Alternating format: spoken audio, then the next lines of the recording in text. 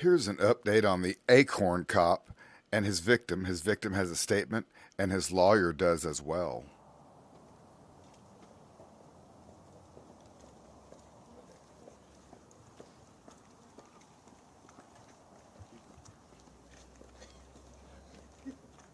Come on, young. Come on.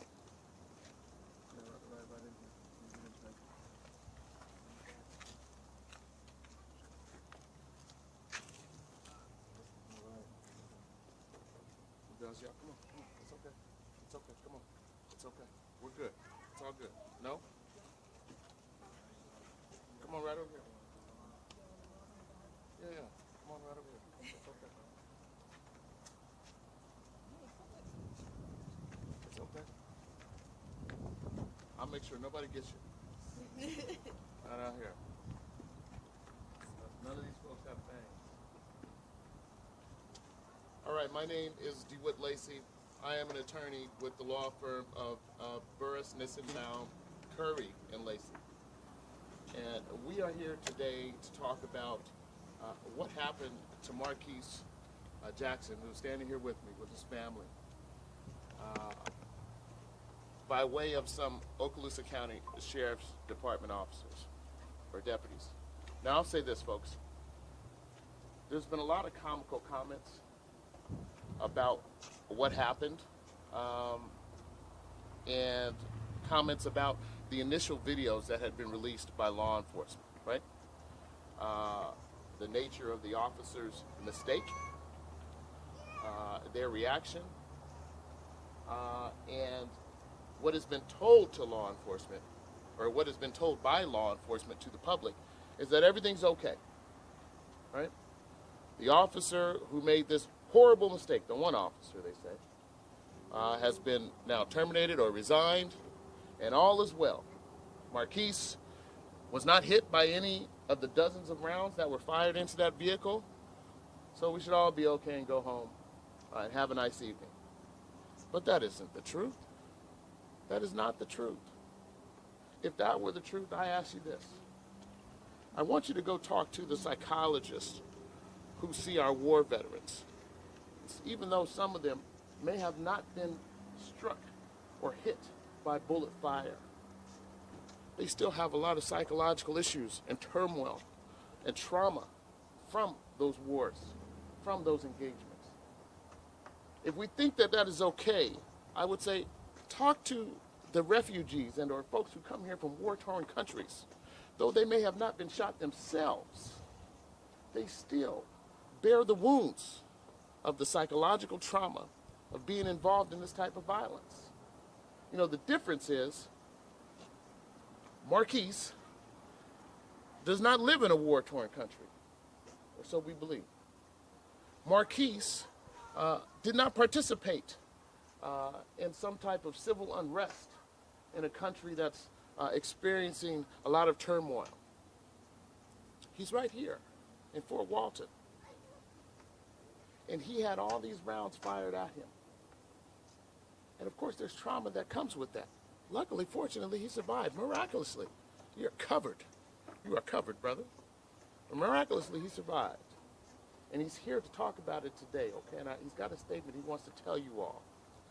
What we also will be doing today is releasing some videos of more shots that were fired at Marquise when he was handcuffed in the back of a car, already had been searched, had not committed any crimes. The officers told Marquise that in order for them to give him relief, that is, to get him out of the situation where he was being fired at while handcuffed in the back of this patrol car, that he had to sit up and allow them to shoot rifles around his silhouette to knock out the windows so they could see inside. Apparently around here, you can't see inside officers' glass windows. I don't know. Maybe they have tinted windows. It sounds ridiculous, but even more frightening is the aspect of using a human for target practice. That is unwarranted. It is unconstitutional. And we are going to be filing a claim for damages, soon to be followed by a lawsuit, because of what happened to Marquise. And I know Marquise has some words that he wants to share with you right now. I want to give him that opportunity. Marquise?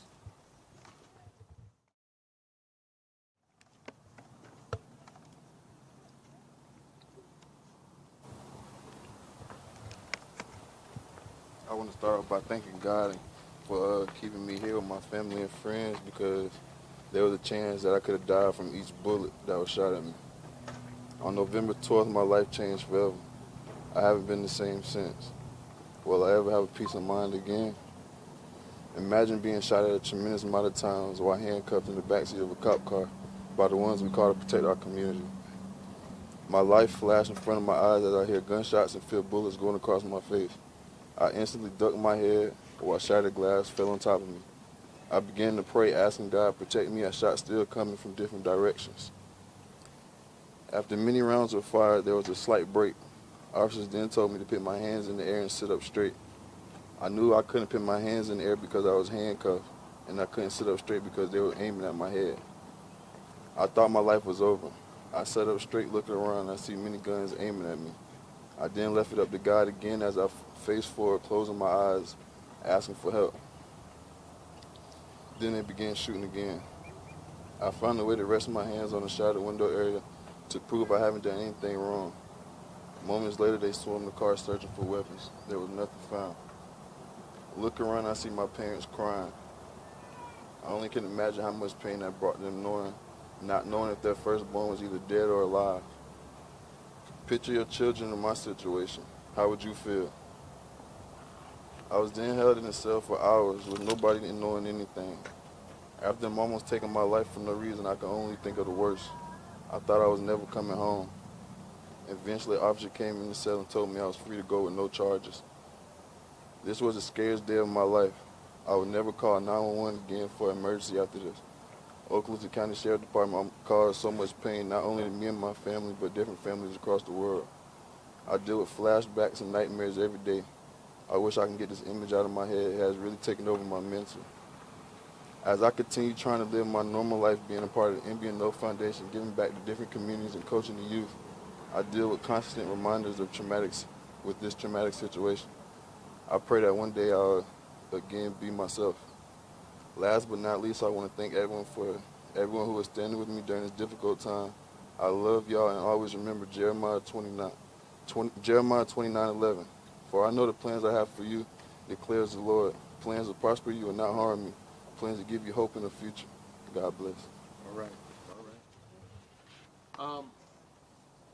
I know that there's some people that want to talk here and some people that maybe don't feel as comfortable in front of the camera as we do. We're civil rights attorneys. We're kind of accustomed to this. Ms. Quesada, did you have some words that you wanted to say? My name is Julia Quesada. I'm an attorney with Burris, Newsenbaum, Curry, and Lacey. It is not acceptable that these officers, deputies, and their department is calling this a mistake. It is not okay to call it a mistake. There is no mistake. There was no mistake that Marquise was unarmed. There's no mistake that he had already been searched. There's no mistake that he was already handcuffed in the back of a patrol car when these deputies opened fire. And there's no mistake that the department hasn't released all of the footage or the information related to the shooting. This is not okay. The deputy that shot, that said that he heard an Acorn or after the fact that that's a mistake, that's not acceptable. He resigned. That's not accountability. The other deputy that was exonerated, that is not accountability. There has been no accountability, there has been no transparency, and there has been no justice. And we demand that. We demand transparency. We demand accountability, and we demand justice. And we stand with Marquise with this. Does anybody else has any words to say? You know, behind me are family members and very close family friends of Marquise. I want to open it up for questions. If anybody has any questions, we're here to answer them today. What's one thing that you want us to share with our viewers? What's the most important thing out of all of this? I hope you show the videos that we've released today to you that show that these officers were firing rifles into the car. You could hear them tell Marquise, no, you got to sit up so we can shoot around you. This is outrageous, okay? It's outrageous. It doesn't follow any practice or guidelines of law enforcement and or their training. It is wholly unconstitutional, unwarranted and shouldn't be accepted, not in this community or any community in America. But I hope that you show those videos, and I hope that you ask questions of the law enforcement community around here and the Okaloosa County Sheriff's Department as to why only one officer was reprimanded, right? There was a sergeant on duty who said all of this was okay, who said that it was okay to make Marquise sit up so that they can shoot rifles around his body as a human target. I hope that's what you cover. And sir, you're calling this a fight for justice. What does that justice look like? Accountability. And whether that comes in the form of money, whether that comes in the form of further action by the Sheriff's Department against the deputies involved, that's what we want. But it can't be swept under the rug as this is just a harmless event where nobody was injured.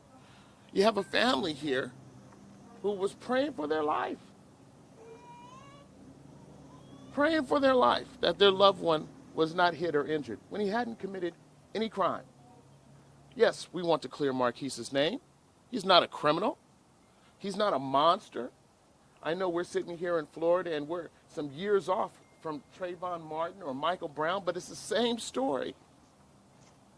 And it's this notion that for black folks, young black men, to be seen as monsters, and it's okay to shoot at them like this. Well, it's not. That's not what the law says. It's not what the Constitution says. And we're here to hold folks accountable. And Would this incident have been different if Marquise was white? that is a question I wish that you would ask the law enforcement community. But I think the rush to judgment shown by the sergeant, there were some allegations that were made at the time, which turned out to be untrue.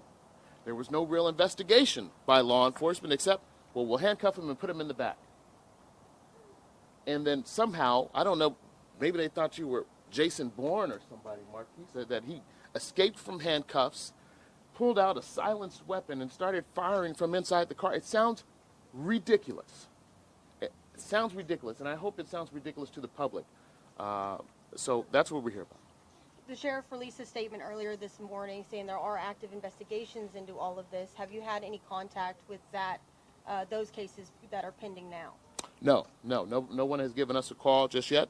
I would imagine we'll be hearing from them, and we look forward to working with the law enforcement community to do the right thing. Okay, we look forward. We want to work with law enforcement to help you get it right. And this is an opportunity for us to make sure that we get it right. And we don't have to have division here. We all saw what happened. And not only was it a mistake, it was an egregious mistake. And there has to be some consequences from it. Anybody else? Question? Can't think of it. No? NASCAR is doing good. Watch that point. As far as the lawsuit, who exactly are you all hoping to hold accountable for this incident? All the officers who were involved that day. So not just the sergeant and Deputy Hernandez. Well, then he was Deputy Hernandez. But all the officers who came on the scene afterwards, right? These officers came on the scene with long guns and rifles and shot into this vehicle further and more than what had previously been released. So they need to be held accountable too. What kind of reform are you hoping to get out of this lawsuit? Maybe there's some better training, right? Maybe there's some better screening about who should be police officers. Here's what I'll have to say. If you are so scared that when an Acorn falls on the hood of a car, you start doing tumbles and rolls in the street and think that you've been hit, maybe you are unfit to wear the badge. And law enforcement probably has to do a better job of screening who gets to carry guns around this community and ensure our safety, because that surely wasn't any safe insurance from my standpoint. Anybody else? All right. We appreciate you all. Thank you all for coming and covering this. I think it's important. We look forward to the future.